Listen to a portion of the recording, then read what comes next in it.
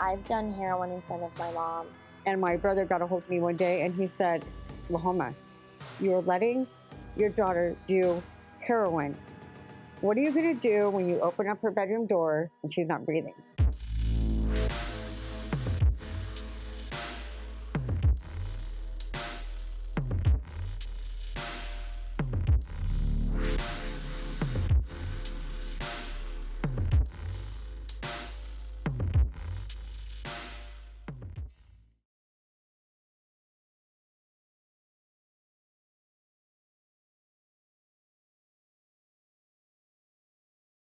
We have Jessica Fisk and her mother, Lahoma McGraw, with us.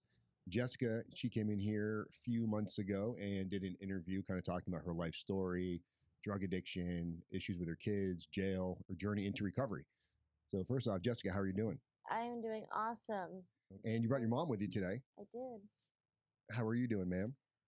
I'm doing good. So, I'm going to let you guys talk a little bit. So, kind of tell us, Jessica, and you can start, kind of tell us where your journey started, because I guess you've told me kind of briefly that you had a real bad relationship with your mother when you were younger. I did. You'd call her the C word, all kinds of things. I did. So let's kind of go back to that and tell me how that started, and we'll kind of eventually get to where you are today. So kind of just go into it. So when I was younger, my mom was in and out of prison. So it made it hard for me. We weren't, every time we would have like somewhat of a relationship, she would get ripped away from me. I felt like she didn't care. There was times where she was out and I just was, there was never really an opportunity for us to have a relationship because of her addiction, and then it became mine and her addiction. And then during that process, like I did everything that I could to, I guess, wreck our relationship even more because I was angry. With that, I got myself in some situations where, I was molested, I was raped, went through a lot of not so great things. For the people that didn't see the first video, go back into that a little bit. And from your understanding, was your mom aware? So my mom wasn't really aware of like the whole situation, nor did I allow her to be aware of it, just because of like our living situations were separate. She had just gotten out of prison and I was off the deep end. I was with this 27-year-old guy named Mike, and at first it was whatever, it was just drugs, but then it got to the point where he was raping me and hurting me, until the police finally, when I guess he went and committed a crime and they came and raided the place, and then that's when they found me and I was not in very good condition. And during this time, were you also using drugs at this point? Yeah, I've been using drugs nonstop since I was like 13. So, 12 maybe. Lahoma, for you, mothering Jessica when she was younger, what kind of mother were you to her? Fighting drug addiction. I really didn't know how to be a mom. It's okay. Here we go. How old were you when you had her?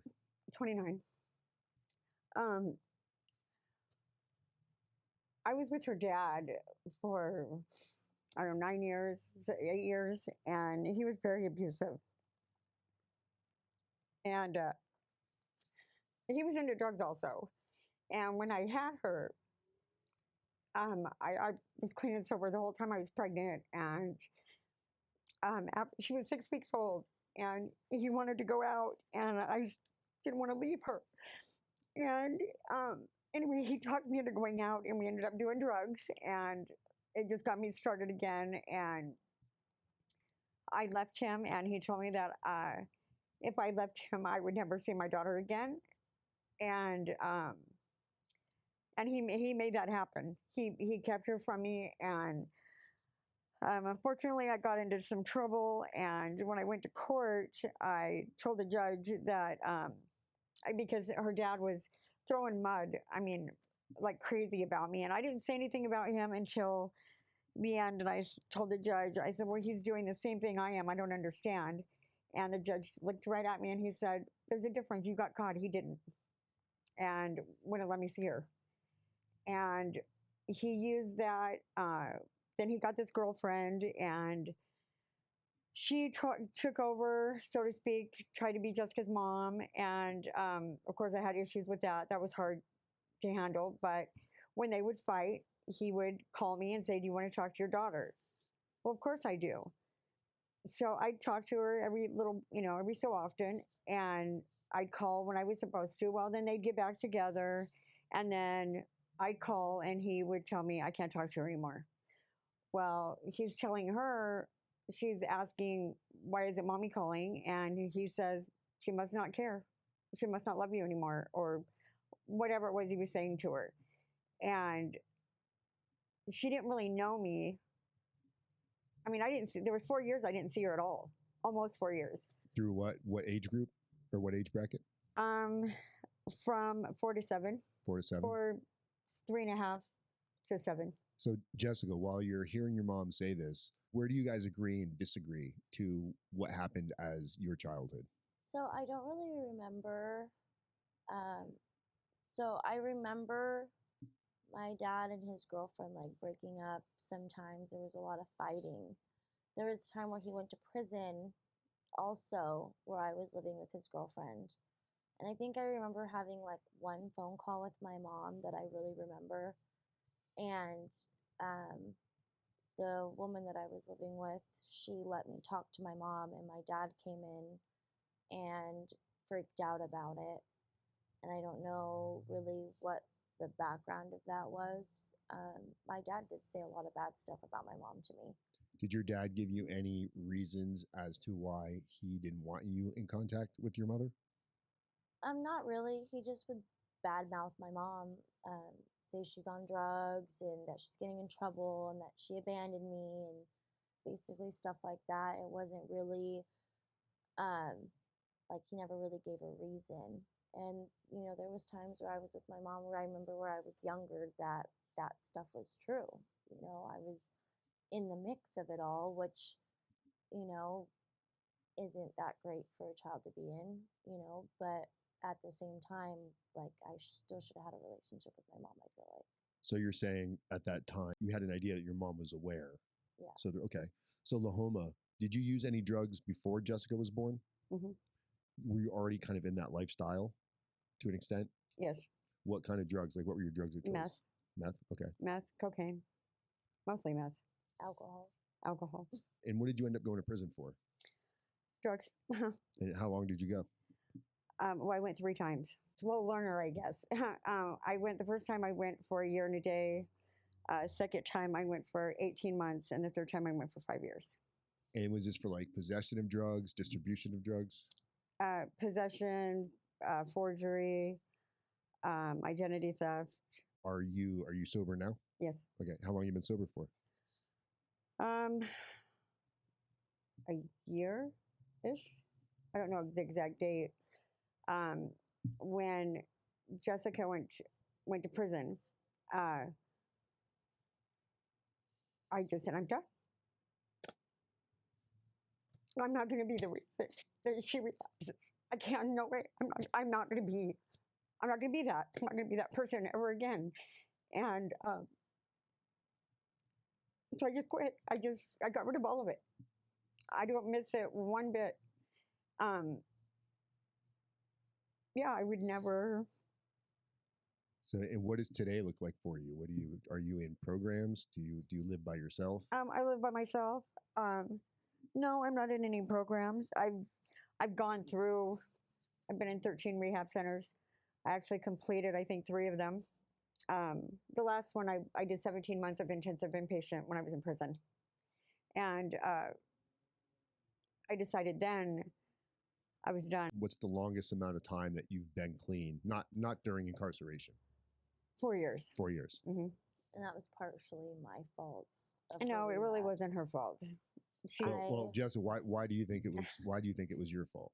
Because my mom was clean on DOC, had an apartment, and I was a teenager, and I had so much resent and hate against my mom that I really didn't care what I was doing around her. So I had people over. I I mean, I was doing drugs in the house. I was in and out all night. I was taking her stuff, smoking hookah. What triggered her was the hookah, and I was like, "Here, smoke this with me." And I think my mom was just so stressed out, wanted to bond with me, and she ended up relapsing. And I kept telling her I liked you better when you were getting high than you are now, because I felt like she was trying to control me almost. And no one had told me what to do my whole life. Like, why are you trying to tell me what to do now? And so I think that she was just at her breaking point, and I pushed her over her breaking point. And I mean, I played a part in it. I'm not going to say that she relapsed because of me, but she relapsed, and I did play a huge part in that. Do you feel like you relapsed because of her? No, not because of her. It was because my own self. Um, Obviously, it had been somewhere in my mind already, or it wouldn't have happened. I mean, I obviously wanted to get high. And yes, I was stressed out. I was clean and sober. I was trying to learn myself how to live life without all the chaos and the drugs and the jail and all that, and live right and work. And, it was like looking in a mirror. And I get so mad and stressed out because I knew what was going to happen with her, and she wouldn't listen. Um, and also a part of me when I left her, she was little, and so when she came back, she wasn't quite so little. But in my mind, I picked up where I left off. So I was treating her like she was 4, and she was 12, 10, and and I couldn't help that. I didn't know how to not, or how to treat her the age she was. And actually, we went through the juvenile center with this gal Aurelia. She was absolutely wonderful. That's when I was 17. We I was 17. 16. 16 or 17. We did counseling at home. She came to our house. That's because I got in trouble. Mm-hmm. I got in trouble with when I got raped and I went to jail, and with that when I went to juvie. I was on my year probation turned into I didn't get off probation, juvenile probation until like the day before I turned 18. So they made me do ART. So it was like an aggressive person's like aggressive Rehabilitation. Yeah, training. And this lady would come over, and But it turned into a family, because she's seen that obviously we were not seeing eye to eye on anything at all. And she was high the whole time, but she made it to every one of the counseling sessions. Talking about being high for a second, for people that are watching this that maybe they're going through early stages, what was your drug of choice for both of you? Was it the same thing? No. So Mine was meth. Mom's just meth. I am everything. I'm more of a heroin addict. I'm an IV user since I was 13. Meth has always been like a social kind of thing for me. Like if everyone's doing meth, like yeah, I'll do it. But it was more the heroin. I was deep into that, and cocaine and pills and basically whatever there was, I was doing it. So, Lahoma, you said for you, meth was your drug of choice. Mm-hmm. The first time you did meth, or the first time you were introduced to it, what made you continue to do it? Did you feel like you needed it? No, honestly, when I very first did it, I can even tell you, it was Thanksgiving of 1993. 1993. The first time I ever did it. And I was up for 3 days partying, and my cousin, we had gone to the bars. She ended up stealing somebody's purse, and there was $700 in it. The next day we went shopping, and I had dropped like 2 pant sizes. And I was like, I found it. I found the weight loss. And so that's what I was using it for. I wasn't using it for any other reason to get. What would have happened if you stopped? Was there like a physical addiction to it? Would your body like go through any type of withdrawal? Well, I had it every day. So and then I got with her dad, and I mean, I just had it every day. So it was never an issue or anything, for me to really know I was addicted until a month later. a lot of months later, all of a sudden we don't have any, and I am freaking out. I'm crying, and I don't really know why. I didn't. It's not like I said, "Oh, I want to grow up to be a drug addict." I didn't even know what. I didn't even know what it was all about. What would your body feel like when you didn't have it, when you felt like you needed it? Really anxious. Can't breathe. Um, yeah, really anxious and can't breathe. I guess I don't know how else to explain that.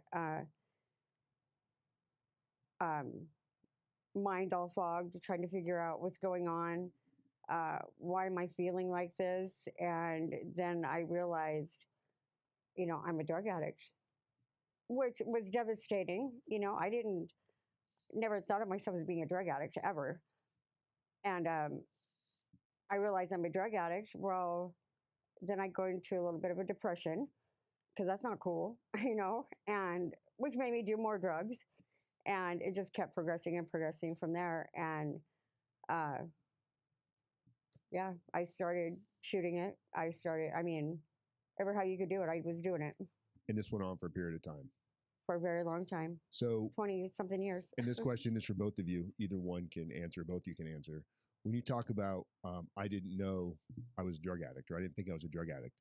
When you look at the life of like a pro-social person or a couple, what would you say the difference of types of things that people do, going out to dinners? Totally, like a criminal mind sets in, which I look at now and I think, gee whiz, how could I even think some of the things that I thought, and would do? Because I would never do those things today. But yeah, it is crazy how 'cause it totally takes your mind to a whole nother world. Uh, and it's also the people you hang out with, they're doing it and they're probably already doing crimes, and you're trying to think of how you're going to get money or how you're going to, somebody wants something. So you're trying to figure out how you're going to get it. And um, of course, oh, I've always worked, even using drugs, but not like I do today. I mean, I was like job here and a job there, Did you ever have to do anything that you didn't feel comfortable doing to maintain your drug habit? No, I never, no. No. It was never, I can't say that I never would have. It just never was an issue for me. And then I got into cooking drugs. So I mean, Oh, you were the plug. yeah, at one point. I mean, so there was no, drugs were never an issue for me. I always had them. So is it fair to say that when you're during that lifestyle, that there's really not many times where you're going out to dinner or you're going to a movie or you're going to walk at the park? It's more of just like everyone's kind of buzzing around trying to get to the next high. Yeah, pretty much. Yeah, there's no going to dinner, maybe a drive through the McDonald's or something, but there's no dinners, no going out to breakfast, no, waking up in the morning and making breakfast. So when you say that like you didn't know you were a drug addict, did it just slowly evolve into that, where you would just use drugs to kind of cover up the pain? Pretty much, yeah. Yeah. And when I go to these treatment centers and they were, well, there's got to be a reason, that you use drugs. Well, I did. The reason was because I was losing weight, and that's the only reason. It wasn't for fun. It wasn't for social. It wasn't for anything. I didn't realize what it was doing to me. Uh, I was never around drugs. My parents would not let me be around anybody that did drugs. So I really didn't know anything about them. What was your upbringing like? Your parents? They were very strict, very strict.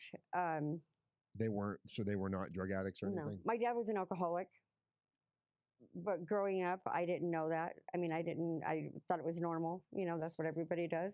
But the drugs, absolutely no drugs. No. My mom did not drink. My dad wouldn't let her. I find out all kinds of stuff later, but he died from alcohol. Did he? Mm-hmm. Were they around when you were going through your addiction? Oh, yes. And how did how did the relationship get affected? Well, my dad was always drunk, so that didn't really, I mean, that he was always drunk, so it didn't really affect him and I too much. Did you ever meet them, Jessica? My grandma, yes, my grandma actually just passed away last February. Um, and my grandpa, I have like a one very faint memory of him in this like apartment with a bunch of cats. Um, I don't know whose cats they were, but for some reason my memory's got cats and my grandpa in a chair. And then the grandpa that I grew up knowing was my grandma's second husband. Second husband, and that was my papa. That was my grandpa. I didn't really know my mom's dad, so he died when I was like 3 or 4, I think. very young. So. And your drug choice, you said, was more of like heroin, needles, and whatnot. Yeah. I imagine the withdrawal symptoms from that can be pretty severe. Oh yeah, yeah. They so there would be times where I was like, my tolerance is too high. Like I just want to detox today, and I would have every blanket in the house. My mom, my uncle, and his girlfriend laying and sitting on me because my body hurt so bad. And my mom trying to like bird feed me, and I would get through a day or two of detox, and then I'd go right back out. And I tried that on my own. I don't know how many times. I mean, quite a few times I tried on my own, but it was just so hard. When I detox, I some people can detox and it's not so bad. Some people detox and it's like extremely bad. There's like this like level, you know. I'm like on the extremely bad side. Like I get high for 2 days and I'm detoxing for a week. And and I don't know because I have a high tolerance to opiates, so I think it's because I do so much when my body is kicking it out. It's kicking so much out that I just can't handle it. I think that a lot of it, it took me going to jail to detox. This last time, it took me overdosing and getting my stomach pumped and going through the hospital rounds and then going to jail to detox is what it took this time. Yeah, it's hard. I mean, it feels like everything in my body's on fire with like pins and needles going through my skin, sweating, cold, can't breathe. You've got stuff coming out both ends. I mean, it is the most disgusting, painful experience I've ever been through. I'd rather have a baby 10 times in a row than go through that. And you've been clean how long, you said now? Since June 9th of last year. June 9th of last year. So coming up on a year. Almost, yeah. And what's the longest you've been clean prior to this?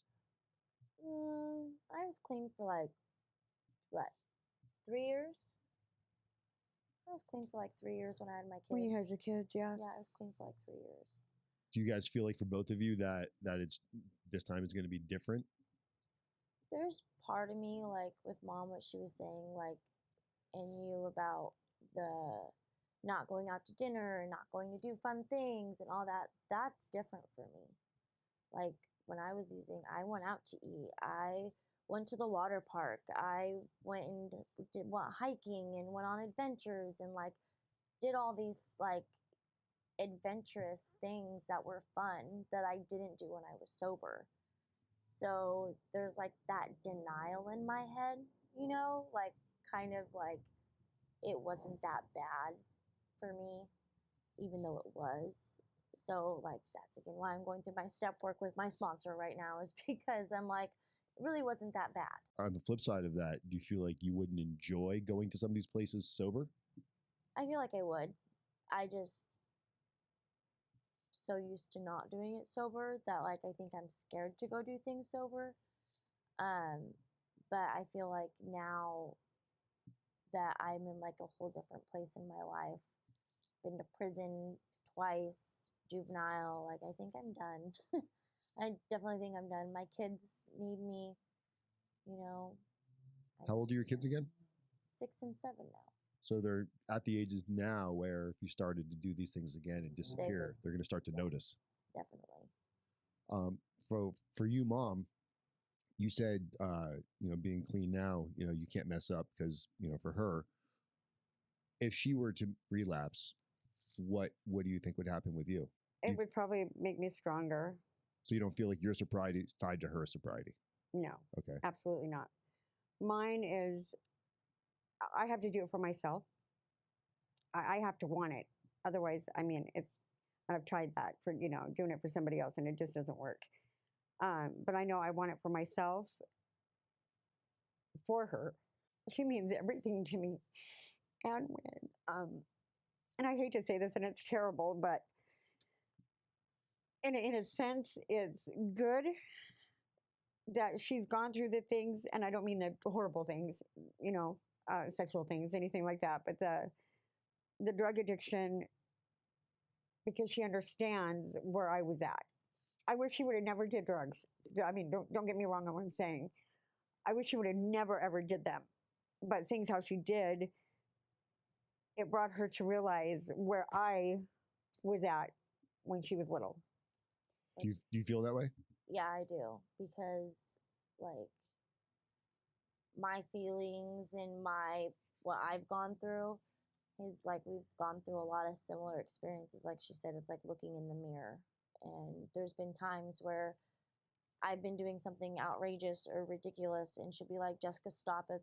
This is what's going to happen. I'm looking in the mirror right now. You're going to jail. And, I think a lot of it is, I think it's about the same. And she would always tell me, You guys were pretty vile at one point. Well, one time, she was quite drunk and basically okay, tore I down was my drunk, door. yes. She tore down my door and she's like, "You want to fight, bitch?" How old were you? I was like 22. And I'm just trying to get high in my room. I was minding my own damn business. And here comes mom through my door, and it was broke out into a fight. When I was younger, I was more of the instigator. Like, I would put hands on my mom. Did you ever call the cops on her? No. I don't think she ever has. No, I There's have been not. times where I'm like, "You're gonna call the cops on me." I've wanted to, and I felt that probably I should have a couple times, but I couldn't do it. I just couldn't. Is it because it's your daughter, or is it because like we don't involve the police kind of a Both. thing? Both. Yeah, she's helped me get through, like, when I was on juvenile probation, she taught me how to do the baking soda trick. Where it, like, Yeah, I cleans out helped your her do things pee. that I should not have. Yeah, where it cleans out your pee, so I didn't go to juvie. Because my mom never liked me seeing me in juvie. She never liked coming to see me or nothing like that. And she'd help me alter my UAs and all sorts of stuff. What does it feel like hearing her? It's embarrassing, really, because I should never have done that, ever. I should have let her suffer the consequences, and maybe not, but maybe she would have had a different outcome in life, But I guess that's how my mom kind of was with me, bail me out all the time. And She just came and got me out of every situation. I mean, she's came and got me from Oregon. She's came and got me from the bushes in Monroe. I mean, she's literally, every time I've called her and I've been in a situation, my mom has literally dropped everything, lost her job, and have came to save the day. No matter what kind of situation I'm in, and no matter what our relationship's been like, she's always done that. Have you guys ever gotten high together? We've only done meth together. Yeah. But that wasn't, my mom didn't get high with me until I was, 22? And I didn't even want to then. And it wasn't even very much either. She wouldn't even get high around me for a long time. But I think we were just both at our, like, again, another breaking point. And I was going to do it anyways, and I was an adult. So, but I've done heroin in front of my mom, and she freaks out on me the whole time. I mean, literally the whole time. Jessica, what are you doing? And I'm just like, shut up. And yeah, or I would go hide myself in her bathroom.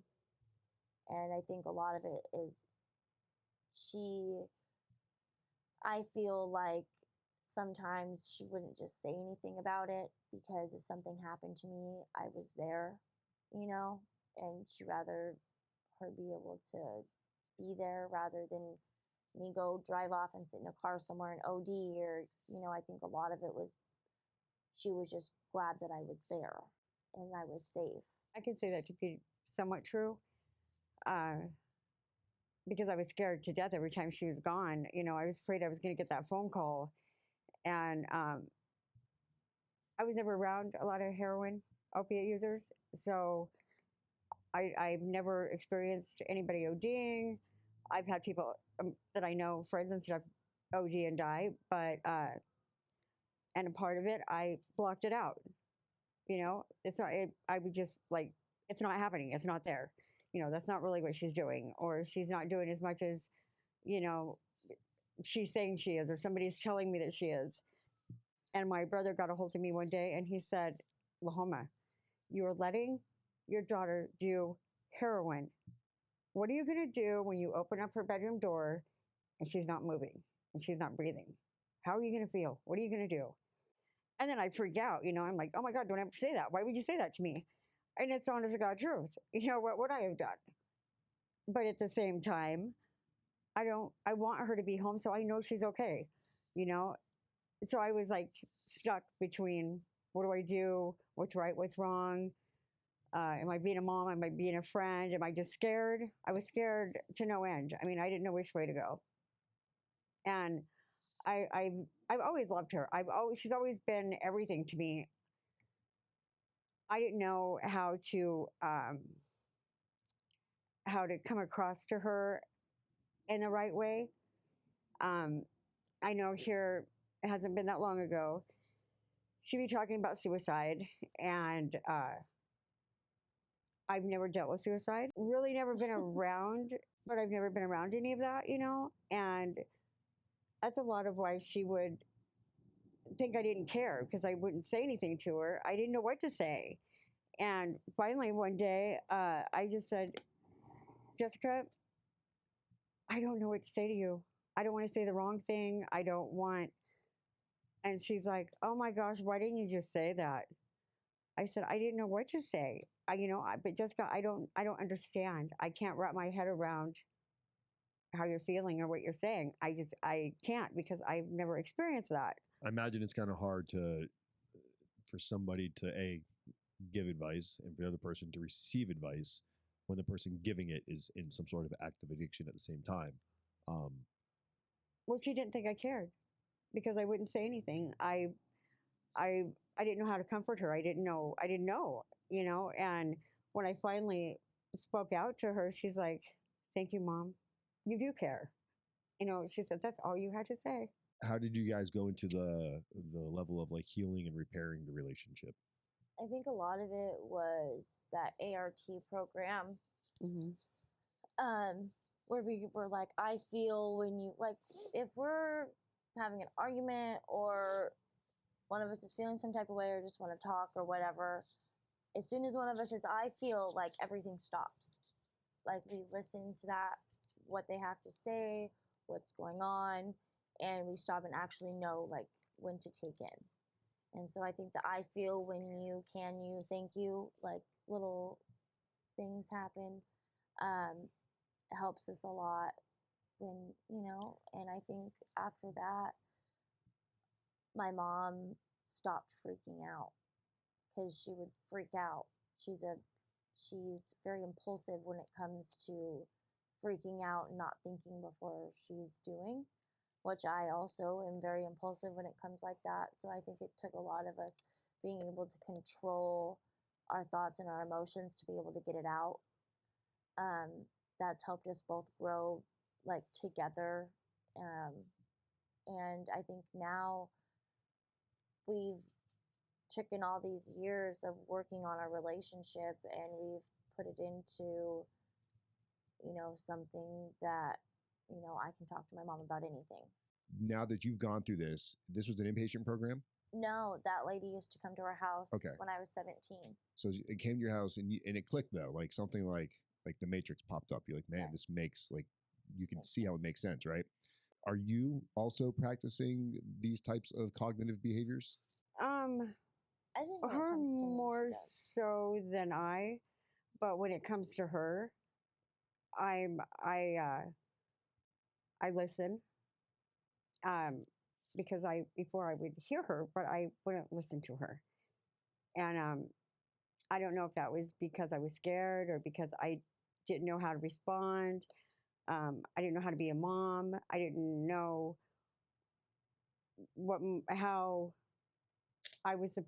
how I was supposed to be a mom to this child that did not want me. Uh, so I would hear her, but I wouldn't listen. And when I started listening, and she actually, I think, could feel me, knowing that I love her, knowing that I would die for her. I mean, she's everything to me, and she always has been. I mean, not have always shown it because of my drug addiction, and her dad and his mom and dad did not help matters at all. So, which isn't her fault. And by no means is any of it ever her fault. That's all my fault for allowing everything to happen because of my own drug addiction. But that's all she knew of me when she was growing up, is whatever they told her. And what she did see was exactly what they were telling her for the most part.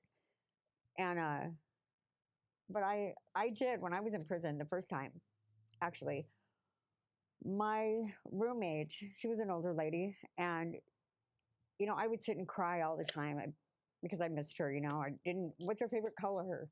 What's her favorite number? And this lady says, well, she says, I'm going to give you an idea. She said, why don't you write her a letter? Seal it, send it to your mom, and just don't open it. And someday you can give them to her so she'll know, and put the date on them. And so I did. Every single day that I was in prison, from that day till the day I got out, I wrote her a letter and I sent it home. So when finally she came home, I gave them to, I don't know if she remembers, but I gave them to her. I had, a whole drawer full, and I sent her a cassette tape. Oh, I yeah, read her a remember that. story. I was talking to her, telling her what I was doing, and it was about an hour tape or so. And that night that we were home, she said, "Mom, will you read this to me?" And so she picked a letter, and I read it to her. And I said, "You can keep them, you can throw them away, or you can keep them and read them later, whatever you want to do with them. They're all yours." And the next morning I woke up and she wasn't next to me, and I'm panicking because I don't know where she's at. And I walked in my mom's room and she's laying on the bed, and I peeked in and she goes, "Shh, come here." And I walked in and I go, "What are you doing?" She goes, "Lay down." And I lay down beside her and she goes, "Listen." And she was listening to me talk to her. And I don't even know whatever happened to all the letters. I don't know if she took them or. Do you still have them, Jessica? Oh no, no, I don't. Between everything, no, I don't. I don't have them. But I remember my mom writing me letters. Was it nice? Did it feel nice to get letters? I think so. I think so. Are you still struggling with feeling like the emotional connection? I think that I'm struggling more with my like not so much with my mom, but just like other people. I was a very closed off person. Um, I think that because of all the trauma and because of all the stuff that I've gone through, it's made me block everything. Like I have blinders on where like I just block everything out, and I'm not really like, I don't really pay attention to other people's feelings and all of that. So I think some of it is where I have blockers.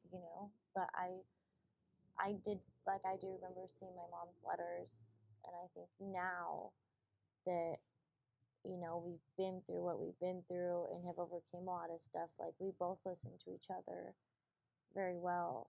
And I think that my mom can talk to me about anything she wants. Sometimes she'll go off and vent for 20 minutes about whatever she's venting about. I sit there and listen to her, and she'll be like, "Oh, I'm sorry, you didn't need to hear that." I'm like, "It's okay, you can vent." So I think that we've both gotten to a point where we can both talk to each other about literally anything. I tell my mom a little too much. Lahoma, for you, you said you live alone? Mm-hmm. Who are your friends today? What kind of people do you hang around I really with? don't have any. I mean, honestly. Are you still associated to anybody that does drugs? A couple of people. I mean, they don't bring them to me or around me or anything, but I know they are still active. But uh, no, I don't. I don't hang out with anybody. Do you think it's important to start engaging in like pro-social activities with people that are either gone through recovery or people that are actively, sober?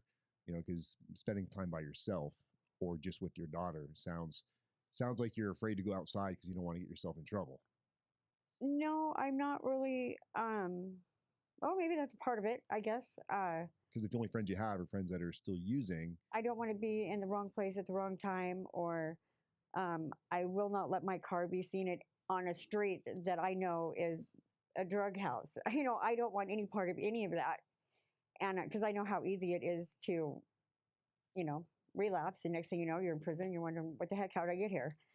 And I don't want to do that. And I know, like I said, I know how easy it is for it to happen, and I think that scares me. But I mean, I have a couple friends that don't use that uh, I associate with. are there people you can call? Like if you're feeling like, man, I'm not feeling right now. This is kind of this is usually how I feel before I make that mistake. No, I don't have anyone really like that except well, my brother. My brother uses, but he's one that I can and I have always been able to talk to, and he's always got good advice for me. Always, he may not use his advice himself, but he Do has as I say, not as I do. right. But he does have really good advice for me, and my daughter, which I know the friends that I do have that do not use is they don't know my past so much. Do you feel like you're hiding it from them, or you feel like they're going to judge you for it, or I really don't care what people think, honestly. I got over that a long time ago. These are people you're going to be spending time with, friends with. It's probably hard to be around them all the time when there's certain things that you have to like keep hidden to your chest. It would seem like I mean, I don't hide it. not hide it, but not disclosing it. Right. So now, where are you guys at with your relationship now? Like, do you guys still argue at all? What do you argue about? Like, what's I think we argue sometimes. I don't know. We really don't even argue anymore. I don't even remember the last time we had an argument, like a real argument. I don't think we I even don't. argue anymore. I think a lot of it is just like, We both just surrendered ourselves. I think to I realize she's an adult.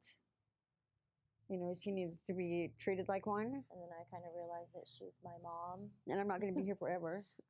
No. And Yeah. she knows I love her, and I prove that to her every single day if I can. do you get to see the grandkids? I see them with her. Yeah, yeah. Lucky. So how many times you got to meet them? The grandkids? Oh, I was with the grandkids since they were born until okay. they were taken. Yeah, I moved in with her to take care of the kids while she and Skylar worked. So the kids are with foster parents. Yeah. So when you get to see them now, who ordered that? It was actually the foster mom's idea. I had asked her.